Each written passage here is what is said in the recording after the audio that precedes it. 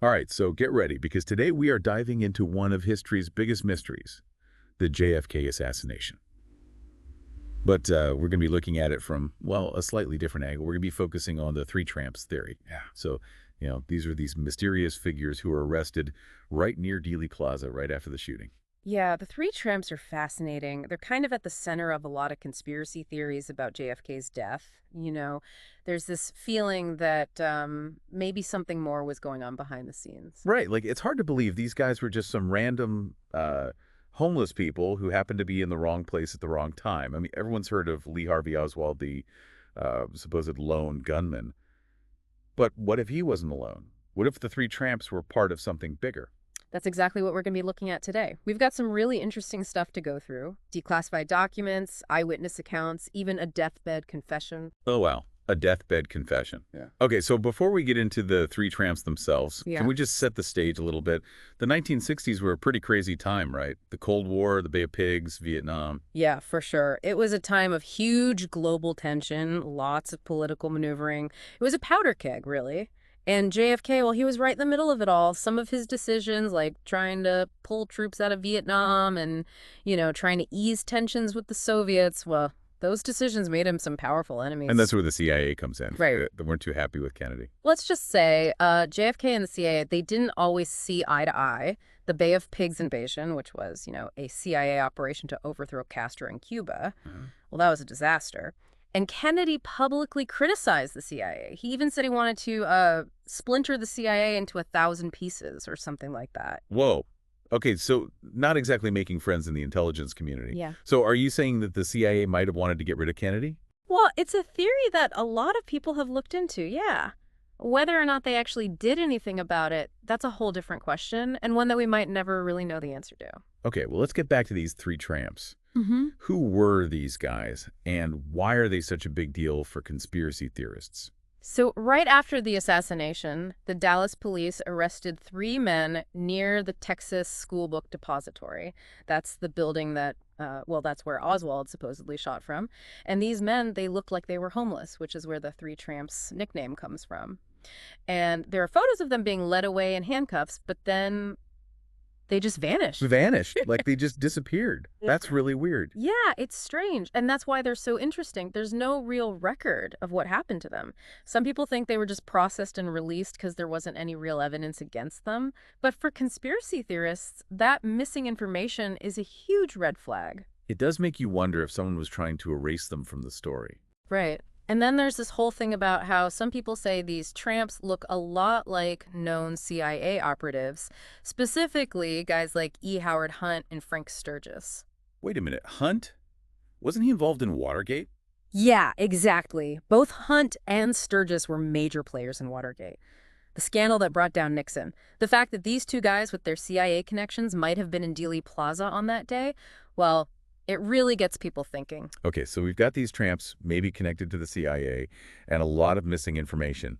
But what were they doing in Dealey Plaza? Were they just there by chance or were they actively involved in what happened? Well, that's the big question, isn't it? Some people think they might have been acting as lookouts, maybe signaling to Oswald or even other shooters, or maybe they were there to provide cover or cause a distraction.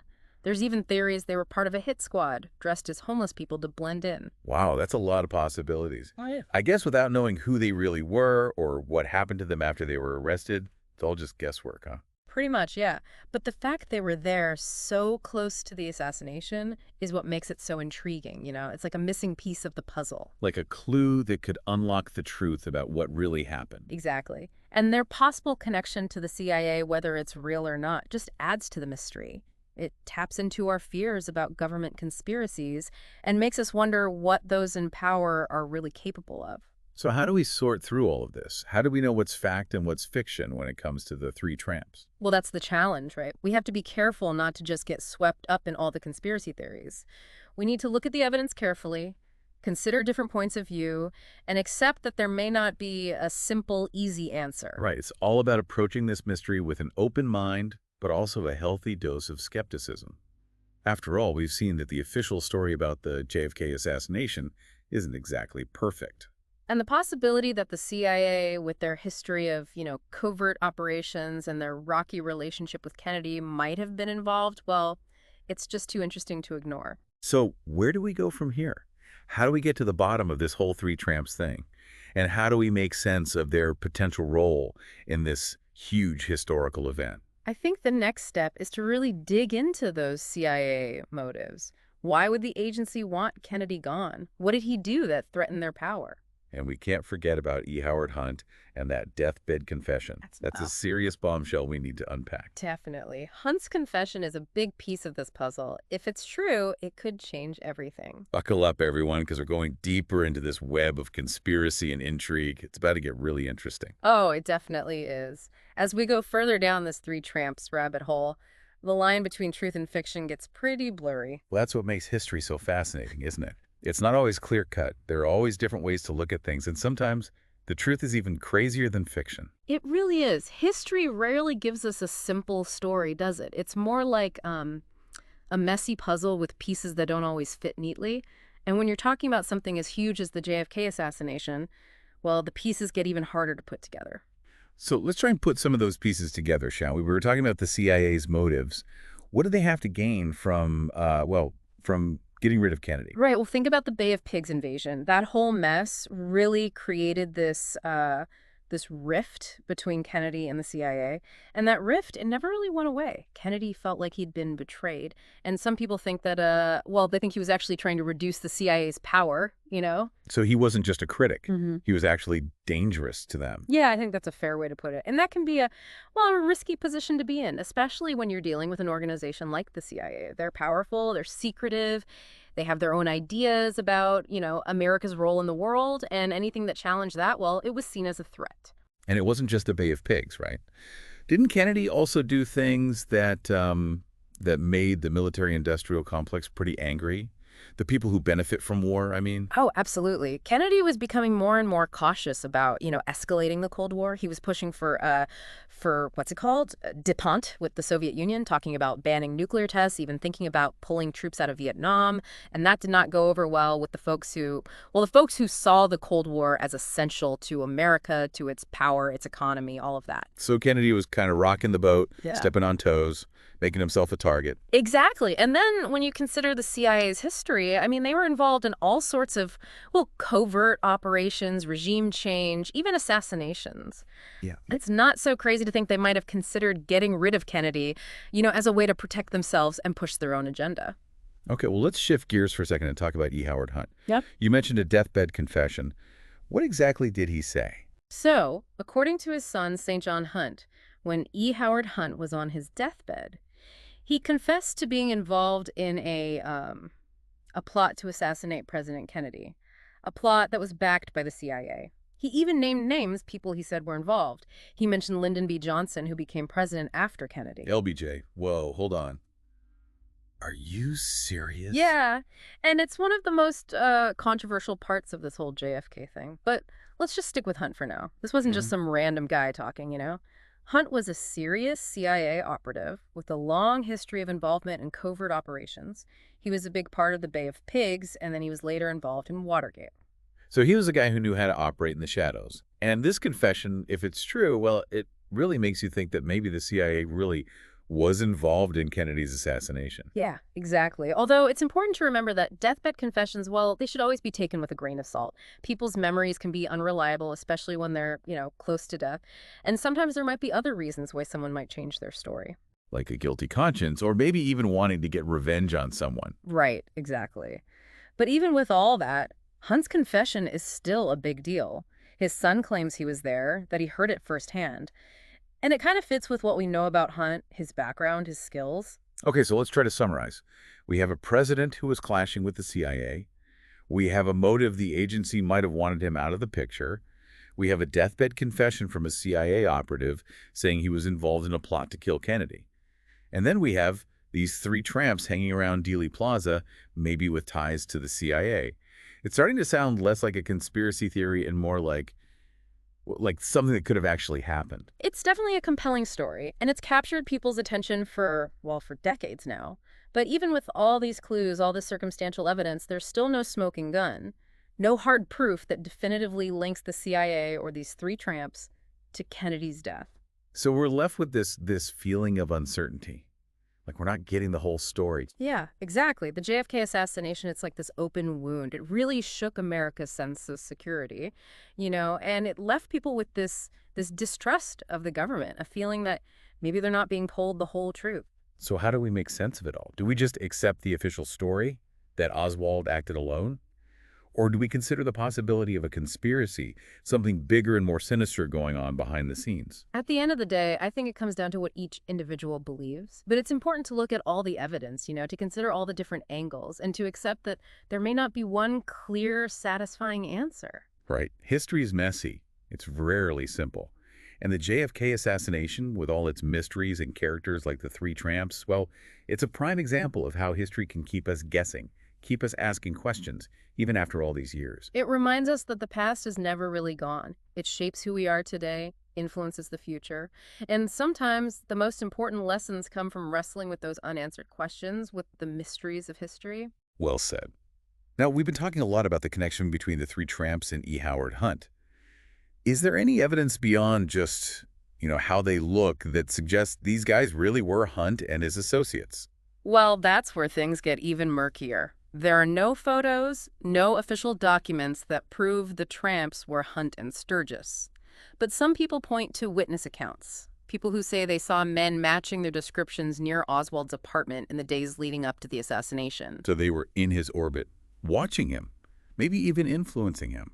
It's a creepy thought, isn't it? And it feeds into this idea that Oswald was just a pawn, a patsy, being used by someone else. We've been using the word patsy quite a bit. Can you explain what that means in this case? Sure, a patsy is basically someone who takes the blame for a crime they didn't commit, or someone who's manipulated into doing something by someone else, someone who's really pulling the strings. So the idea with the three tramps theory is that these guys, maybe CIA, were involved in making Oswald look like he killed Kennedy. Exactly. And the fact that the tramps vanished so quickly and completely after being arrested, well, it really makes you wonder if someone was trying to cover their tracks, hide any evidence that might connect them to the assassination or to Oswald. And if the tramps were CIA, disappearing is kind of what they do, right? Yeah, that's true. The CIA is all about secrecy, about deception. They're used to operating outside the law. So if they were involved in JFK's assassination, it makes sense that they'd do everything they could to keep it a secret. It's a scary thought, isn't it? How much power these agencies have Yeah. and what they might be willing to do to achieve their goals. But even if we say, okay, the tramps were CIA and they were part of framing Oswald, why? Why kill Kennedy in the first place? That is the million-dollar question, isn't it? And it's a question that people have been asking for decades. And it's a question we'll keep asking as we keep digging into the mystery of the three tramps and the JFK assassination. Yeah. It's like we keep peeling back these layers. And, well, the JFK assassination just keeps getting more and more mysterious. We've talked about motives, about these, shadowy figures, even a deathbed confession. But there are still so many unanswered questions. Yeah, that's what happens with these big historical events. They become these kind of empty spaces where people can project their fears, their, beliefs about the world, trying to make sense of it all. Right. Like the JFK assassination. Yeah. It just keeps, it keeps coming up, generating all this debate, Yeah. even after all these years. And the three tramps theory, well, it really taps into those fears, doesn't it? About government cover-ups, the idea that maybe we're not being told the whole story. Especially with the CIA involved. Those guys, they were practically the definition of Cold War spies, disappearing, manipulating things behind the scenes. It's what they did. Exactly. And that's why the three tramps theory is so hard to just brush off. If those guys really were CIA, well, it wouldn't be surprising if they were involved in something like a presidential assassination. But going back to E. Howard Hunt for a minute, Yeah. that deathbed confession, it really throws a wrench in things, doesn't it? It's one thing to speculate about the CIA, but to have a guy like Hunt actually confess, that's a game changer. It is, and it's something that researchers have been trying to make sense of ever since Hunt's son, St. John, made it public. Some people say it's just an old man's ramblings trying to, I don't know, to change history maybe, but others think it's a really important clue. It's not just the confession itself, though, right? It's what he said. He claimed that that Lyndon D. Johnson, the vice president, was also involved in the plot. That's a pretty serious accusation. Yeah, no kidding. And it adds a whole other dimension to this whole thing. If Johnson really was involved, well, then why? What were his motives? And how deep did this conspiracy go? It's like one of those, You know those Russian nesting dolls? You open one and find another one inside? And that's what makes the JFK assassination so fascinating, so, I don't know, addictive almost. There's always Hmm. another layer, another mystery to uncover. And the three tramps, whether they were CIA or just some random guys, well, they represent that, that Right. sense of mystery, of unanswered We're question. like ghosts, haunting the edges of the official story, reminding us that there might be more to it than we know. So if we're wrapping things up here, what should our listener be thinking about? How should they approach all this information, all this speculation? Well, I think the biggest thing is to remember that history is rarely, black and white. There's always a nuance, there are always unanswered questions and different ways of looking at things. And the JFK assassination, with all its mysteries, with guys like the three tramps involved, well, it shows us just how complicated history can be. It reminds us to be skeptical, right? To question what we're told, Mm. to always be open to the idea that there might be more to the story than we see at first glance. Exactly. And it reminds us that the past isn't really over and done with. It affects us now. It'll affect the future. And sometimes the most important lessons come from grappling with those mysteries, those ambiguities of history. Well said.